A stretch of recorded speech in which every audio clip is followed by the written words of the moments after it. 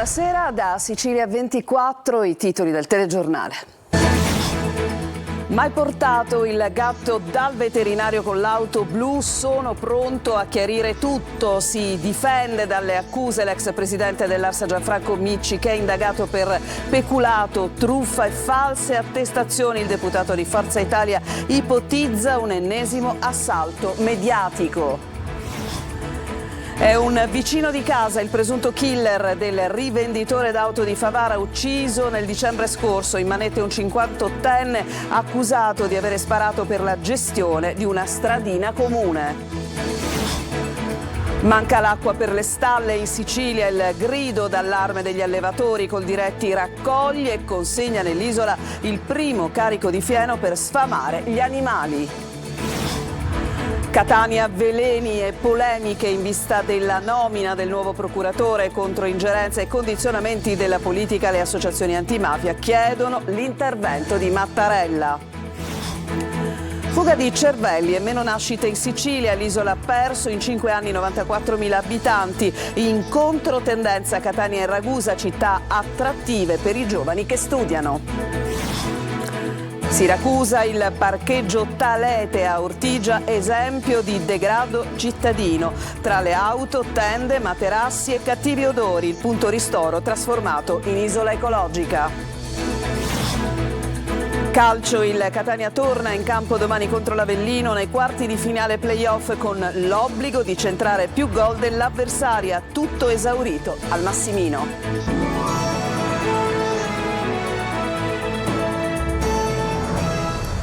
Bentrovati, si difende dalle accuse mossegli l'ex presidente dell'ARS Gianfranco Micci, che è indagato per peculato per l'uso disinvolto dell'auto blu. Ha replicato alle accuse dicendo: posso spiegare tutto, così appunto il deputato di Forza Italia, che nello stesso tempo però adombra sospetti dicendo: credo si tratti dello stesso assalto mediatico che ho già subito un anno fa. Ma sentiamo Manlio Viola.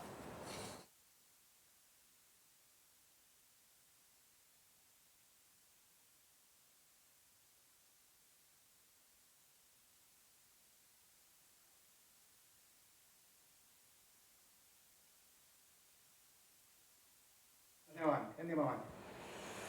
Vi mostreremo tra poco questo servizio. Adesso andiamo alla cronaca e in particolare a Favara, perché c'è una svolta nelle indagini sull'omicidio del commerciante di automobili Francesco Simone, che appunto morì il 7 dicembre del 2023 nella sua abitazione di campagna. I carabinieri hanno arrestato il presunto killer. Si tratta di un vicino di casa che avrebbe esploso 3 colpi di pistola per banali contrasti di vicinato. Davide Sardo.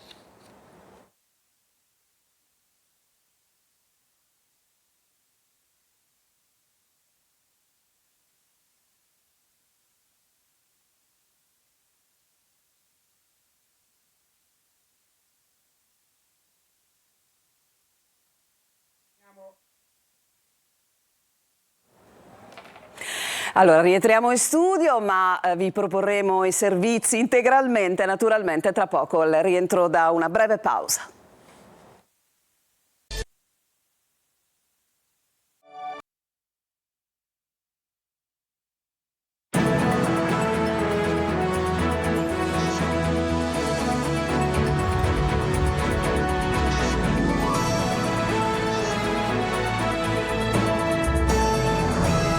Buonasera e ben trovati da Sicilia 24. Apriamo il nostro telegiornale occupandoci di Gianfranco Micci, che si difende dalle accuse mossegli quest'oggi. L'ex presidente dell'ARS, lo ricordiamo, è stato indagato per peculato per l'uso disinvolto dell'auto blu. Posso spiegare tutto, ha detto il deputato di Forza Italia, adombrando poi i sospetti. Credo, ha detto, si tratti dello stesso assalto mediatico che ho subito un anno fa.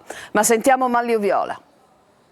Posso spiegare tutto, anche le frasi colorite. Gianfranco Miccichè non ci sta a fare la figura del politico che si approfitta dei benefit pubblici e li usa come se fossero privati. Io e il mio staff abbiamo sempre lavorato ed agito con la massima trasparenza e rigore. Sono pronto a chiarire tutto davanti agli organi competenti, dice in una dichiarazione ufficiale l'ex presidente dell'Ars, indagato per peculato, truffa e false attestazioni. Questa mattina alla Finanza gli ha notificato un divieto di dimora a Cefalù, dove è residente, e gli ha sequestrato poco più di 2.000 euro, che sarebbero i costi che l'Ars ha sostenuto per il suo illegittimo uso dell'auto blu. Indagato anche il suo autista Maurizio Messina, al quale Miccichè avrebbe firmato missioni mai realizzate, 76 in tutto, che gli avrebbero fruttato oltre 10.000 euro. Ma l'ex presidente dell'Ars nega tutto. Mai portato il gatto dal veterinario con l'auto blu? Questo è certo, se ci sono stati altri episodi saranno chiariti. Ho la sensazione che questa vicenda, dice, sia la prosecuzione del massacro mediatico che ho subito qualche mese fa.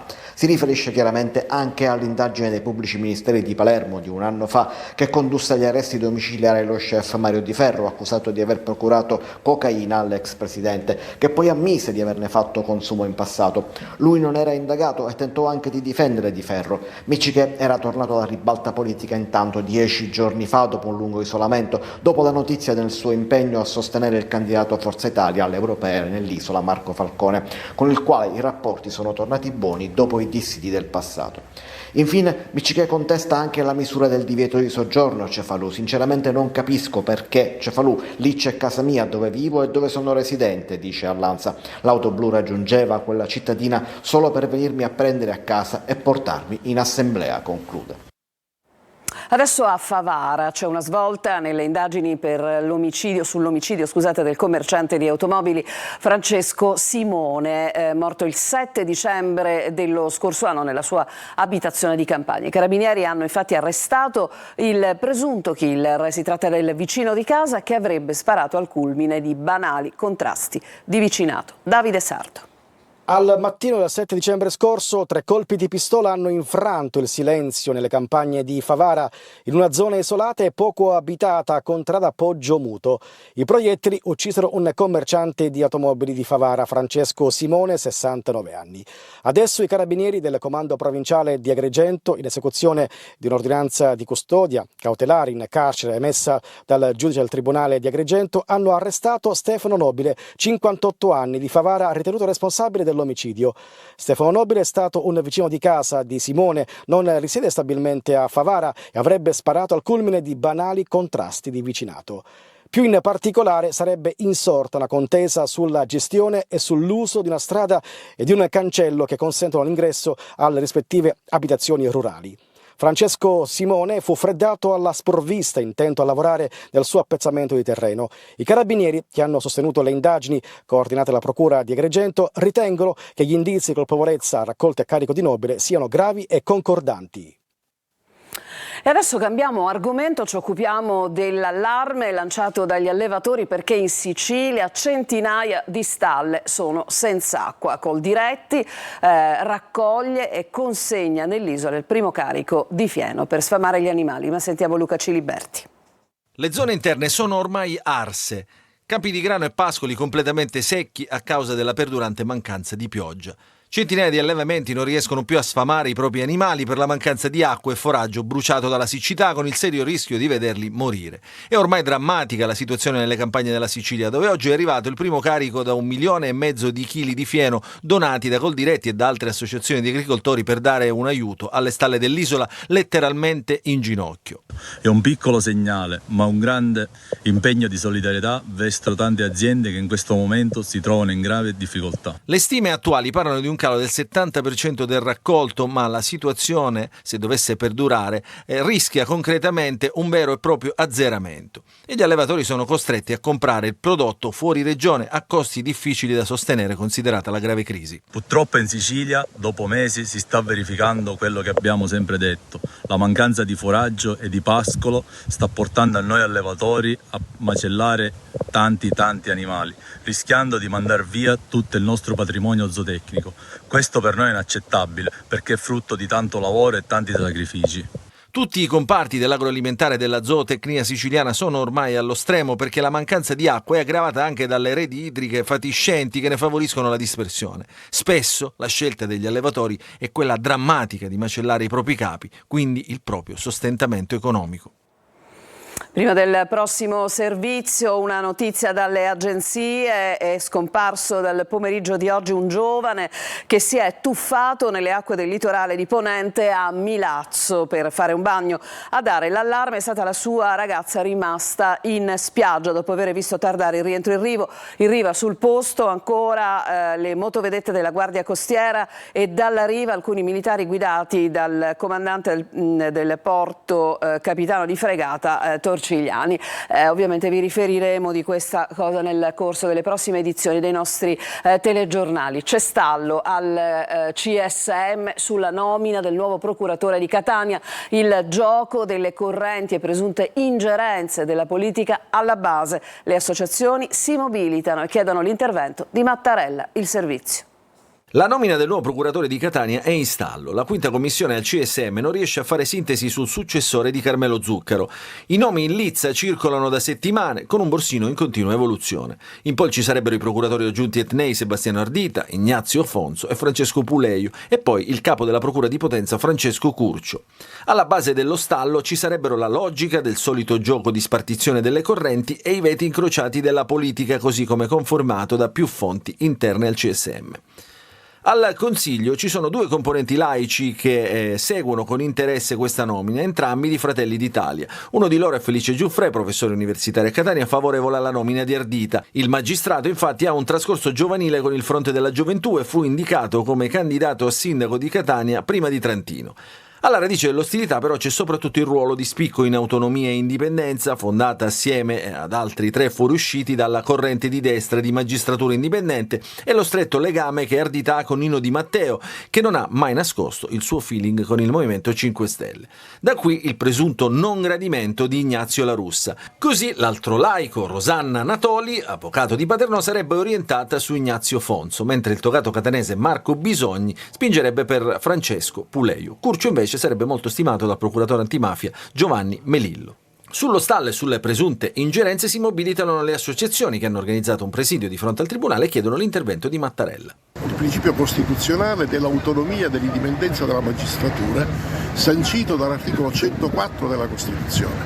Non è tollerabile che esponenti politici o singoli partiti possano e vogliano intervenire sulle nomine del Consiglio Superiore della Magistratura. Il relatore della commissione del CSM interessata in settimana tornerà a chiedere il voto che è saltato giovedì scorso. Si è svolta nell'Agrigentino tra Aragona e Agrigento la pedalata della memoria nel ricordo di tutte le vittime della mafia. Commemorato il giudice Rosario Livatino. Sentiamo il servizio di Davide Sarto. Lo sport e i risvolti sociali protagonisti ad Aragona, in provincia di Agrigento, dove in ricordo delle vittime della mafia si è svolta la prima edizione della pedalata della memoria organizzata dall'associazione Mountain Bike Aragona. In particolare l'iniziativa ha inteso commemorare il beato giudice Rosario Livatino, assassinato da un comando della Stigia la mattina del 21 settembre del 1990. Dopo il raduno nei pressi del municipio e i saluti istituzionali, gli sportivi e appassionati di mountain bike sono dilagati nella pedalata cicloturistica in direzione strada statale 640 verso il luogo dell'agguato al magistrato canicattinese. Dinanzi alla stele commemorativa del giudice sono state ricordate tutte le vittime della mafia ed è stata letta una poesia dedicata a Rosario Livatino. Senza legalità lo sport non ha da esistere. Essendo un catalizzatore sociale dove ruotano appunto tutti i ragazzi di qualsiasi età, è importante dare questi segnali. Perché a scuola se ne parla tantissimo di questo personaggio morto perché ha sconfitto la mafia in un certo qual senso. Diciamo che questa è la vera verità, che alla fine la mafia è sconfitta e il diritto, diciamo, la giustizia trionfa. È un messaggio che vogliamo soprattutto trasmettere ai più giovani, perché la testimonianza di quest'uomo che ha pagato un prezzo così caro non si perda. La pedalata in memoria di Rosario Livatino si è conclusa con la piantumazione di un albero donato dal comune di Aragona. Resta in prognosi riservata, ricoverato in rianimazione al civico di Palermo un operaio di 50 anni impegnato nei lavori di manutenzione dei pali dell'illuminazione del comune di Giuliana nel Palermitano, finito in un burrone insieme al camion con la gru e il cestello. L'operaio è salvo grazie all'intervento dei sanitari del 118 arrivati in elisoccorso. I carabinieri hanno sequestrato documenti proprio al comune di Giuliana in merito all'appalto da 50.000 euro per i lavori nei quali era impegnato l'uomo. Continuano, ma sono quasi ultimati, a Casteldaccia gli accertamenti irripetibili degli investigatori nella zona dell'impianto di sollevamento liquami dove hanno perso la vita 5 operai. L'avvocato che assiste il superstite Domenico Viola, le cui condizioni sono migliorate, ha chiesto che i consulenti accertino anche se vi sono stati sversamenti di liquidi o altro genere provenienti dalla vicina azienda vinicola. Nell'inchiesta sono indagati il direttore dei lavori di AMAP, l'amministratore della TEC, la società che si era aggiudicata l'appalto dello spurgo, e il socio della Quadrifoglio Group che aveva ottenuto il subappalto dei lavori.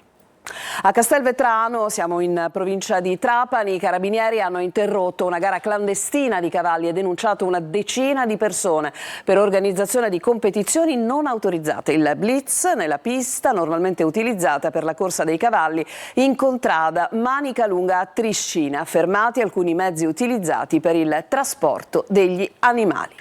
La Sicilia negli ultimi 5 anni ha perso 94.000 abitanti, una vera e propria fuga dei cervelli fra i più giovani e aree interne che si spopolano in controtendenza a 2 città siciliane che sono Catania e Ragusa. Sentiamo Giusy Lazzara. Lo spopolamento in Sicilia non riguarda solo le aree interne o montane. Non è una questione limitata. In tutte le province, dicono i dati Istat, in 5 anni si sono persi 94.000 abitanti. Al di là delle percentuali, in leggera controtendenza solo Ragusa e Catania. Per quanto riguarda le zone urbane, questo fattore di persistenza come fattore attrattivo per i giovani è piuttosto peculiare per la Sicilia. Quindi questo, diciamo, teoricamente mette la Sicilia e le zone urbane in una condizione meno sfavorevole rispetto al resto della penisola. Il dato generale parla di un calo dello 0,4% rispetto all'anno scorso. La maglia nera della crisi demografica aspetta Enna con meno quasi 8.000 abitanti. Lo spopolamento è qualcosa che appunto ci appartiene e ci apparterrà? Allora, qui si richiamano le politiche pubbliche che dovrebbero supportare appunto le famiglie e la natalità in senso generale, la creazione di infrastrutture che consenta alle donne di poter essere tranquille quando loro decidano appunto di avere un bambino. E per far fronte alla crisi, che è anche economica, dei piccoli comuni delle aree montane, la Regione siciliana ha istituito un fondo per la montagna, finanziato con 20 milioni di euro. Risorse che puntano a migliorare le infrastrutture, la dispersione idrica, l'efficienza energetica e la viabilità e alla salvaguardia ambientale. Saranno sufficienti per ripopolare questi territori? E adesso vi mostriamo l'altra faccia della medaglia della grande bellezza della città di Siracusa, e l'altra faccia è il degrado. Grazie alle vostre segnalazioni il nostro Francesco Aloi è andato al parcheggio Talete e vi racconta quanto ha visto il servizio. Noi arriviamo da Cagliari, stiamo visitando Siracusa in alcuni giorni e devo dire che abbiamo notato insomma un certo degrado. Tra gli abitanti di Siracusa c'è anche il signor Degrado, un residente che di andare via non ci pensa proprio. Scherzi a parte, in città la situazione è pietosa. Tante le segnalazioni che arrivano al 342 7455 005, tutte per lo stesso motivo, rifiuti e abbandono. È imbarazzante far vedere anche ai turisti questo degrado. La città è abbandonata? A se stessa, molto, sì, totalmente abbandonata. Io pago normalmente la Tari, pago tutto, però non vedo nulla. Alcuni messaggi ci portano al parcheggio Talete. Siamo ad Ortigia, in pienissimo centro, e la situazione è questa. Escrementi sparsi ovunque e cattivi odori. E poi, quello che dovrebbe essere il punto ristoro diventa isola ecologica. Come si vede, mancano anche gli estintori. Valorizzare anche i parcheggi stessi, che comunque sono fondamentali per le persone che vengono, anche turisti. Monumenti e bellezze passano quasi in secondo piano. Chi visita la città e parcheggia qui l'auto, dopo il Tour di Ortigia, quello che ricorda di più è il degrado. Degrado che ha piantato le radici anche allo sbarcadero. Ce ne eravamo occupati qualche settimana fa, ma nulla è cambiato. Qualcuno commenta così: il comune sembra fare orecchie da mercante. E poi qualcun altro parla di festival, del degrado. Dolore questa mattina ai funerali di Samuele Fuschi, il motociclista morto a Palermo nei giorni scorsi a causa probabilmente di una buca sull'asfalto, proprio nel capoluogo siciliano. Adesso si parla di emergenza buche. Marco Gullà. Una morte assurda, è quello che ripetono amici e parenti prima e dopo la celebrazione dei funerali di Samuele Fuschi, il motociclista morto a Palermo probabilmente a causa di una buca sull'asfalto. I figli e la moglie piangono ininterrottamente. Il parroco che officia la messa prova a confortare la famiglia. Tu hai fatto quell'intervista che ti devi occupare delle sorelle, occupati anche della tua fede. E in quella fede devi sostenere sì la famiglia, ma sostieni soprattutto te stesso. Intanto l'inchiesta della Procura di Palermo su cosa è successo in Viale Regione Siciliana prosegue. A Palermo è però allarme buche, un pericolo costante, soprattutto per chi va in moto. E quella che vedete alle mie spalle è una delle scene, delle cartoline di questa emergenza buche a Palermo, un contenitore proprio al centro della carreggiata per segnalare che c'è appunto una buca. Siamo in via Lincoln. Automobilisti che, come vediamo dalle immagini, devono aggirare il contenitore per proseguire la propria marcia. Turisti increduli, ma anche altre strade del capoluogo siciliano sono come la Groviera, una nuova emergenza da fronteggiare. E ricorre oggi la giornata mondiale delle api, tante le iniziative, gli incontri, i confronti per cercare di salvare e tutelare uno degli insetti più utili del pianeta. Rischiano l'estinzione, senza di loro ci sarebbe poca vita. Tonino De Mana.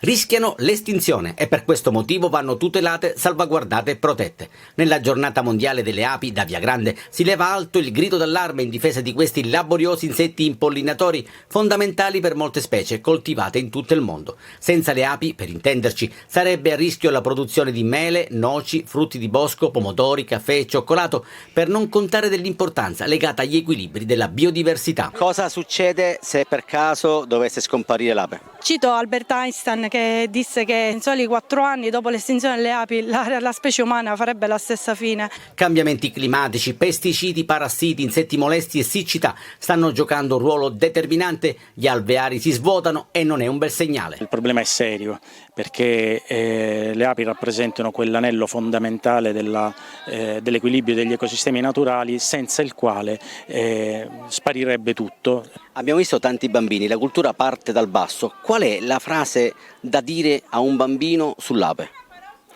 Ce ne sono tante. Spesso noi chiediamo ma le api sono amiche o nemiche dell'uomo? I bambini devo dire che sono molto più attenti degli adulti e sanno rispondere bene. Toccherà alle nuove generazioni cercare di invertire la rotta attraverso il rispetto per l'ambiente e per farlo bisogna investire molto sulla prevenzione e sull'informazione. Salvare le api significa anche salvare l'economia. A rischio solo a Zafferana ci sono almeno 300 aziende per un comparto in sofferenza che registra per il 5º anno consecutivo un crollo verticale della produzione di miele. 3 anni fa la morte di Franco Battiato a Cireale ha reso omaggio al grande autore che nella città cese si è formato e che ha vissuto con la messa arcaica e le canzoni mistiche nella Basilica di San Sebastiano. E poi durante l'evento è stato anche annunciato che il Palasport di Cireale sarà proprio dedicato a lui. Eva Spampinato. Alla rugiada che si posa sui fiori.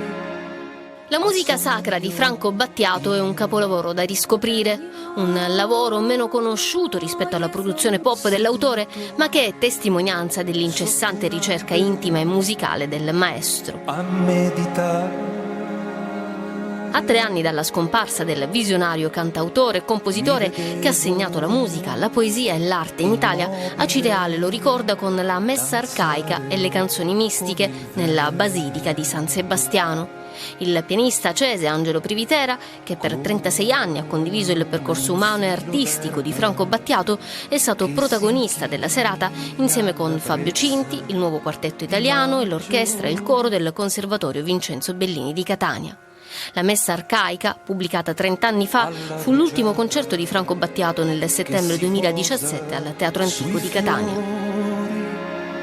Assomiglio io che devo. Uno degli esempi più alti del legame che Battiato aveva con la spiritualità e i temi legati al sacro.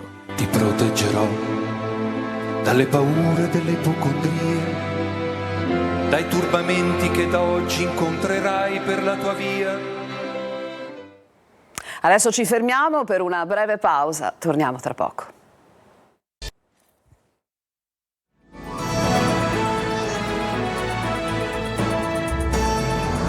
E adesso il calcio, cresce l'attesa per l'andata della partita del secondo turno nazionale dei play-off di Serie C. Domani al Massimino arriva l'Avellino sulla carta favorito, stadio con tutto esaurito e rossazzurri che devono per forza vincere almeno una partita. Francesco Triolo. Preparare una partita del genere di tale importanza e difficoltà non è certo facile in appena 2 giorni, ma questi sono i playoff e il Catania è pronto alle sfide più complicate. Gli Irpini sono l'unica squadra tra le prime 8 classificate del girone C a non essere stata battuta dai rossazzurri nel corso della stagione regolare. Entrambi i precedenti sono favorevoli agli uomini allenati a Pazienza, 2-0 al Massimino, 5-2 al Partenio.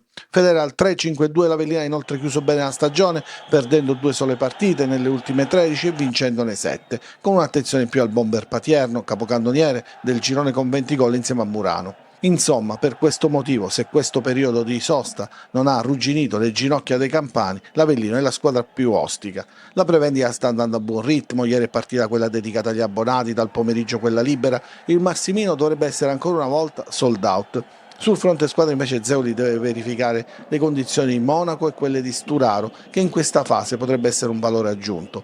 Rispetto alla partita con l'Under 23 dell'Atalanta, il Catania stavolta ha l'obbligo comunque di vincere almeno una partita, perché peserà di più la posizione di classifica dell'Avellino. Quindi occorrerà un atteggiamento anche più propositivo, cercando magari quel pizzico di fortuna che fa andare la palla in rete, piuttosto che a sbattere contro un palo. E questo era il nostro ultimo servizio, grazie per averci seguito e a tutti una buona serata.